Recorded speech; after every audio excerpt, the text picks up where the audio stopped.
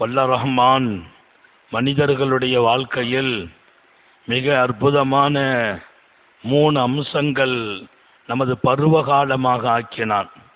குழந்தை பருவம் அது ரொம்ப பாக்கியமான துவக்கம். நபிகள் நாயகம் ஸல்லல்லாஹு அலைஹி வஸல்லம் அந்த காலத்தை ரொம்பவே அழகுபடுத்த வேண்டும் என்கிறார்கள். தாயின் வயிற்றிலிருந்தே அந்த பருவம் அழகாக்கப்பட வேண்டும் என்கிறார்கள்.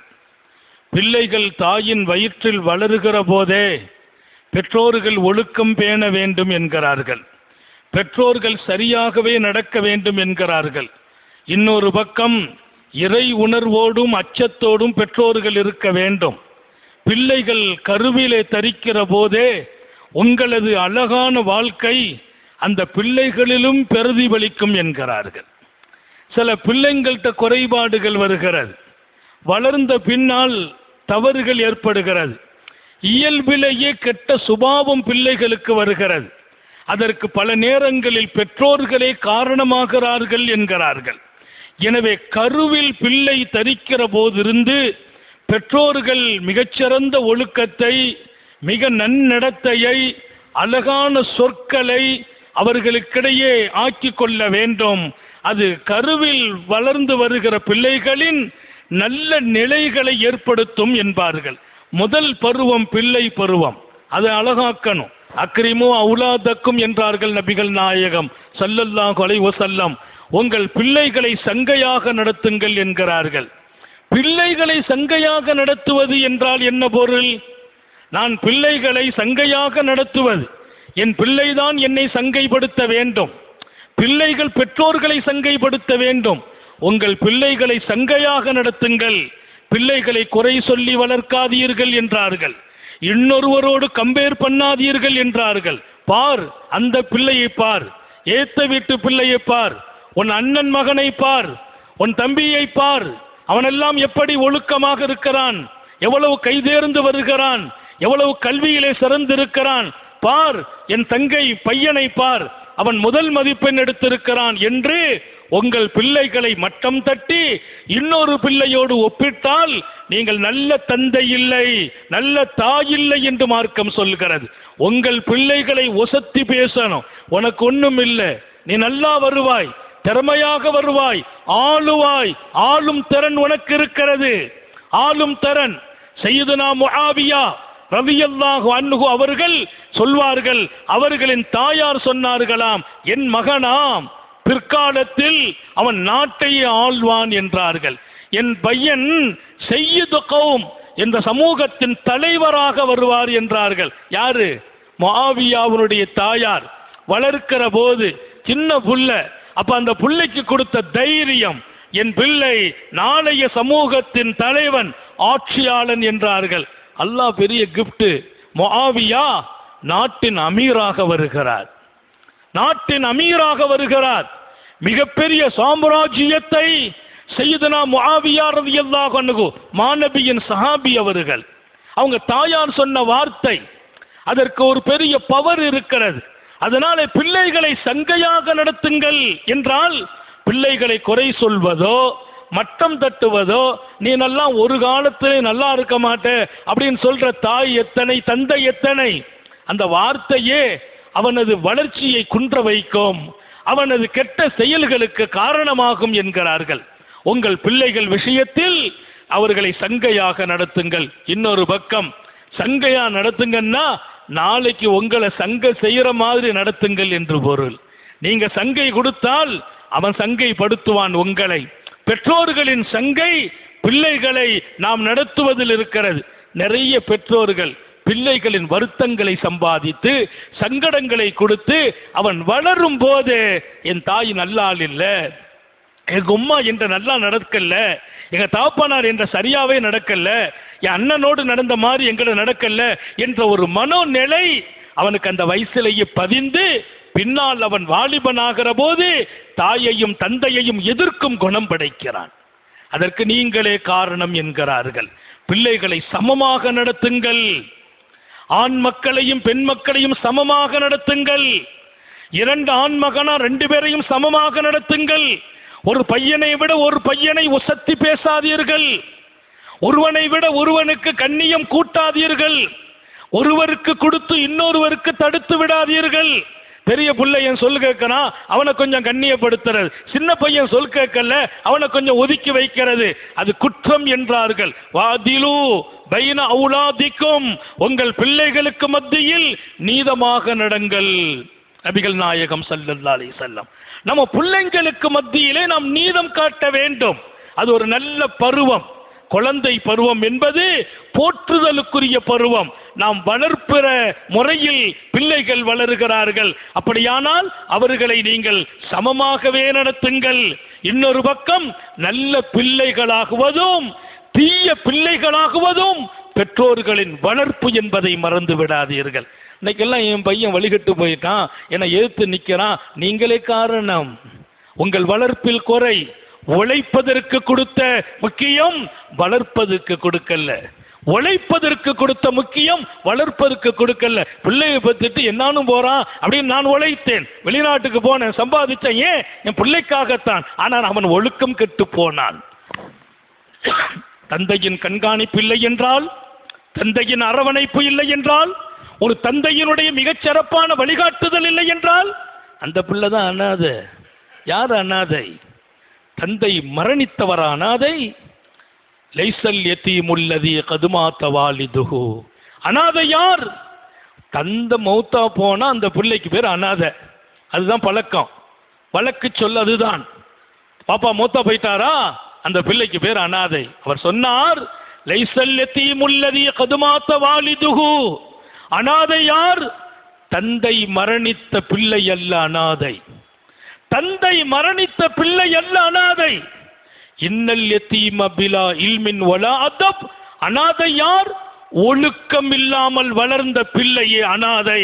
தந்தை உயிரோடு இருக்கிறார், தந்தை இருக்கிறார், பிள்ளை ஒழுக்கம் இல்லாமல் வளர்ந்தான், அவன் அனாதை. தந்தை இருக்கிறார், பிள்ளை கல்வி இல்லாமல் வளர்ந்தான், அவனுக்கு கல்வி இல்லை, ஞானம் இல்லை, மார்க்கத்தின் எந்த ஞானமும் கிடைக்கவில்லை, அவன் அனாதை என்றார்கள். அப்ப நம்ம பிள்ளைங்க இன்னைக்கு நிறைய குடும்பங்களில் அனாதைகளாக வளர்கிறார்கள். தந்தை இருந்தும் அனாதை, ஒழுக்கம் இழந்து வளர்வதால் அந்த பிள்ளைகள் அனாதைகள். அப்ப தகப்பனாரின் தலையான கடமை பிள்ளைகளின் வளர்ப்பு. உழைப்பு அவசியம் என்பதை போல் அதைவிட பன்மடங்கு வளர்ப்பும் அவசியம். இன்னைக்கு நம்ம வளர்ப்பை சரியாக்கல்ல, நாளை பிள்ளைங்க கேள்விக்குறியா வந்து நிற்பாங்க. நிறைய பிரச்சனைகளுக்கு நம்ம பிள்ளைங்களுக்கு காரணம் நம்முடைய வளர்ப்பு தான். இன்னொரு செய்தி நாங்கள் சொல்லணும். நபிகள் நாயகம் ஸல்லல்லாஹு அலைஹி வஸல்லம் அவர்களின் காலத்தில் சஹாபாக்களின் பிள்ளைகளை பள்ளிவாசலிலே கொண்டு விடுவார்கள். மஸ்ஜித் நபவியில் பெருமானாரோடு உட்கார வைப்பாங்க. பெருமானாருக்கு பின்னால தொலை சொல்லுவாங்க. பெருமானாருடைய சபையில இருக்க செய்தாங்க. பெருமானார் தடை செய்யல. இன்னைக்கெல்லாம் சின்ன பிள்ளைங்களை பள்ளிவாசல்ல நம்ம வந்தா விரட்டுறோம், வெளியில போ பத்துறோம். அது அல்ல, பெருமானார் அனுமதிச்சாங்க. ஏன் அனுமதிச்சாங்க? அந்த பிள்ளைகள் வரட்டும், நிற்கட்டும், பெரியவர்கள் பக்கத்துல வச்சுக்கங்க. உங்களை பார்த்து அந்த பிள்ளை பழகணும், தொழணும். என் பிள்ளையை தொழுகையாளியாக நான் ஆக்குவதற்கு, மார்க்கமுடையவனாக ஆக்குவதற்கு, மார்க்கமுடையவர்கள் இருக்கும் இடத்தில், ஒழுக்க சீலர்கள் இருக்கும் இடத்தில் பிள்ளைகளை கொண்டு வாருங்கள் என்றார்கள். ஒரு கட்டத்தில் பிள்ளைங்களுடைய சலசலப்பு கூடும் போது தடுக்கிற காரியங்கள் வருகிறது. ஆனா பக்குவத்தை கொடுத்தாங்க. பள்ளிவாசலிலே தொட்டில் கட்டி சிறுவர்களை படுக்க வைத்தாங்க. 3 மாசம் 4 மாசம் 5 மாதம் அந்த குழந்தையை அந்த தாய்மார்கள் மஸ்ஜிதுக்கு கொண்டு வந்து மாணவியின் பள்ளிவாசலில் தொட்டில் கட்டி அந்த பிள்ளையை படுக்க வைத்தார்கள். சுபுகு தொழுகையில பெருமானார் தொழ வைப்பாங்க. பிள்ளைங்க தொட்டில்ல தூங்கும். வந்தவங்க கேட்பாங்க, ஏம்மா வீட்டில் பிள்ளைங்களை போட்டுட்டு நீங்க பள்ளிக்கு வர வேண்டியது தானே? பெண் மக்கள் அனுமதிக்கப்பட்ட காலம், பின்னால தடை செய்யறாங்க. ஏன் இங்கே கொண்டு வந்தீர்கள்? அந்த தாய்மார்கள் சொன்ன பதில், நாங்கள் ஆசைப்பட்டோம். காலையில எங்க பிள்ளைங்க 3 மாசம்தான் 4 மாசம்தான் பள்ளிவாசல்ல எங்க பிள்ளைங்க தொட்டில்ல வந்து முழிச்சிட்டு இருக்கோ தூங்குதோ, பெருமானார் ஸல்லல்லாஹு அலைஹி வஸல்லம் சுபு தொழ வைப்பாங்க. நபியினுடைய கிராத்தை எங்கள் பிள்ளைகளின் காதுகளில் கேட்டு உள்ளங்களில் போய் சேர வேண்டும். நபி ஓதும் கிராத், அந்த தொழுகையில் ஓதப்படுகிற வசனங்கள், அதுவும் மாநபி அவர்களால் ஓதப்படுகிற வசனம், எவ்வளவு பெரிய பாக்கியம். எங்க பிள்ளைங்க காதுல விழணும். பிள்ளைங்க தூங்குறாங்க, தூங்குனாலும் காதில் விழும், உள்ளத்தில் இறங்கும், நாளை எதிர்காலம் ஜொலிக்கும். இன்றைக்கு மதீனாவின் அன்சாரிகளாக பின்னால் வாழ்ந்தவர்கள் யார்? இந்த குழந்தைகள். எந்த குழந்தைகள் தாயால் இப்படி வார்த்தெடுக்கப்பட்டதோ, இந்த சமூகத்தின் மிகச்சிறந்த மார்க்கத்தின் ஞானமுடையவர்களாக, இந்த மார்க்கத்திற்கு தோள் கொடுத்தவர்களாக அந்த பிள்ளைகள் உருவானார்கள். அப்ப பிள்ளைகளுக்கு ஒரு தந்தை கொடுக்கிற சன்மானம் என்னன்னு கேட்டாங்க.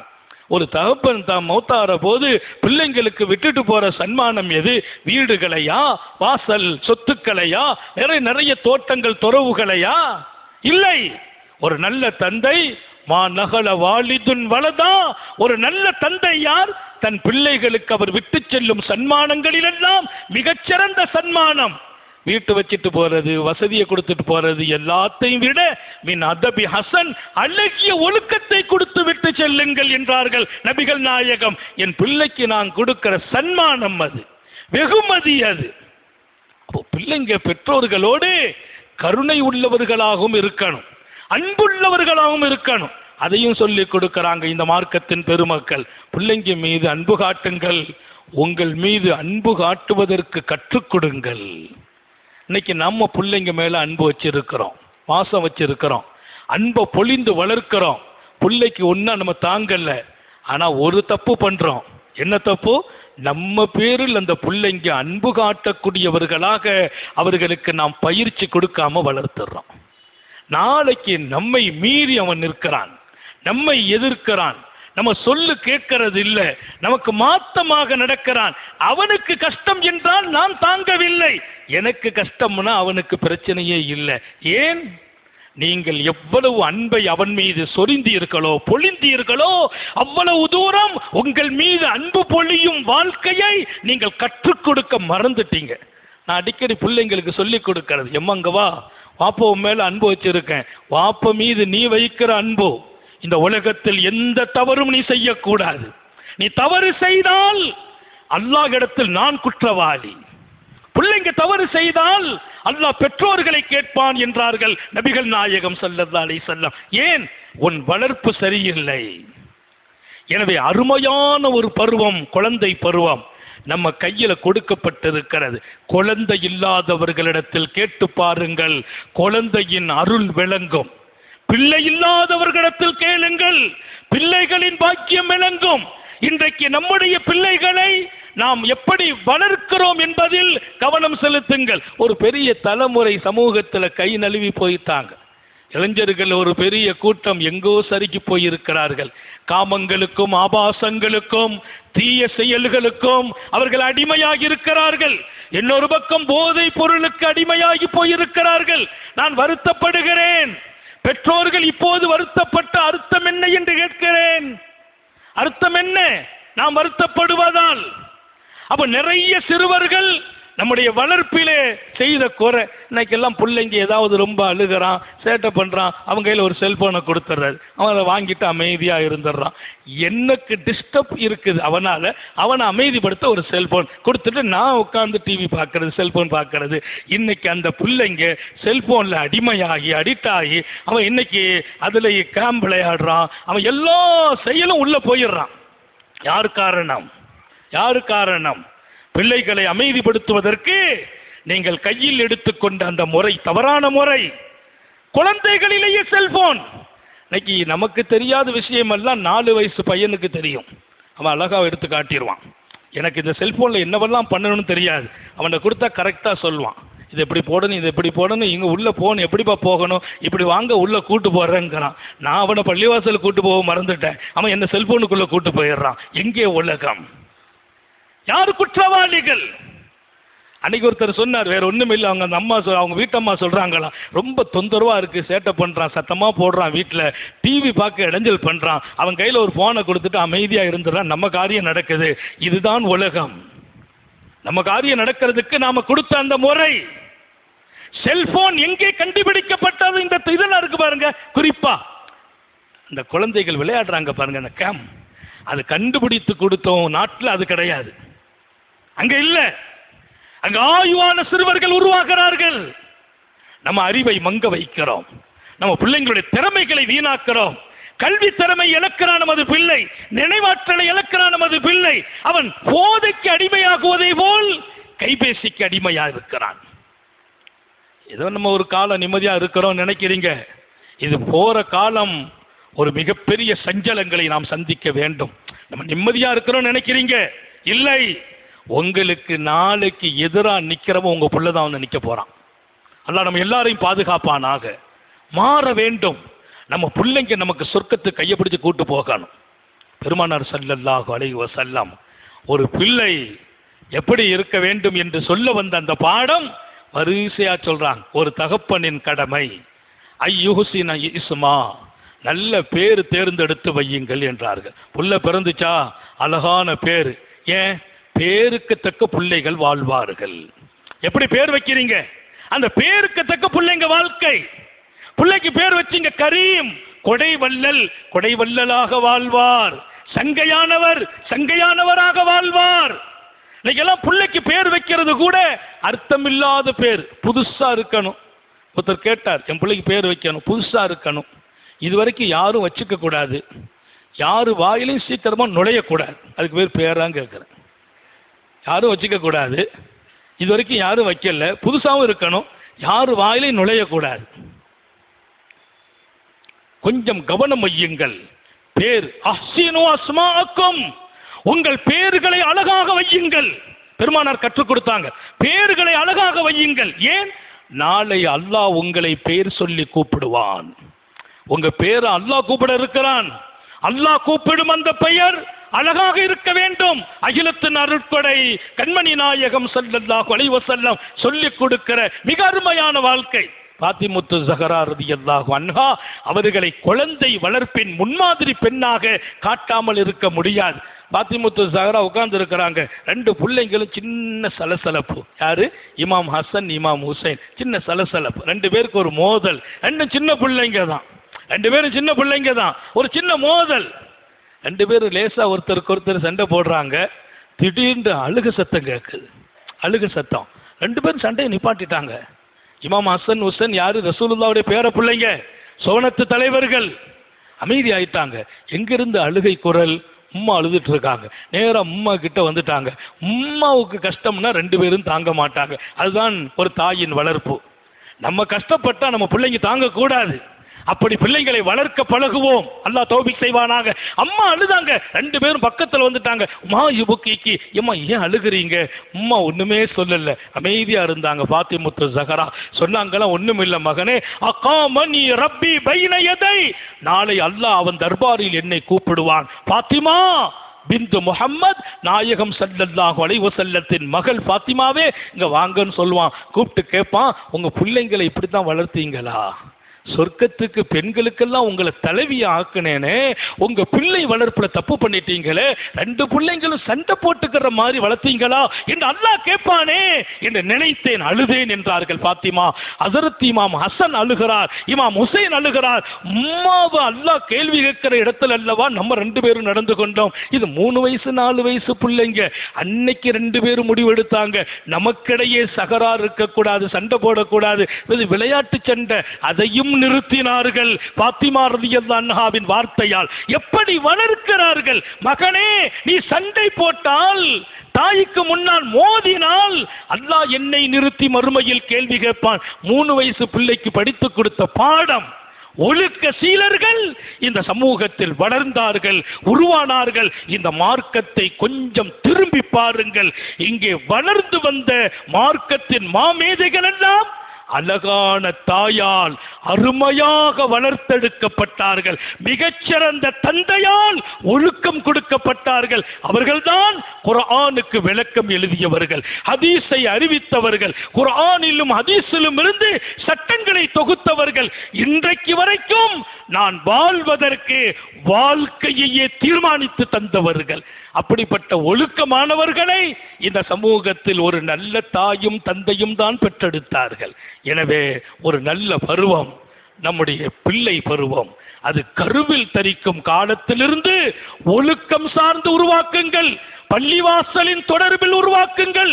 பிள்ளைகளுக்கு தொழுக கற்றுக் கொடுங்கள். 7 வயசுல தொலை சொல்லுங்க. எத்தனை பிள்ளைங்க தொழவில்லை? தொழுகையாளிகளாக உங்கள் பிள்ளைகள் மாறட்டும். அவர்களுக்கு அல்லாஹ்வின் நினைவை கொடுங்கள்.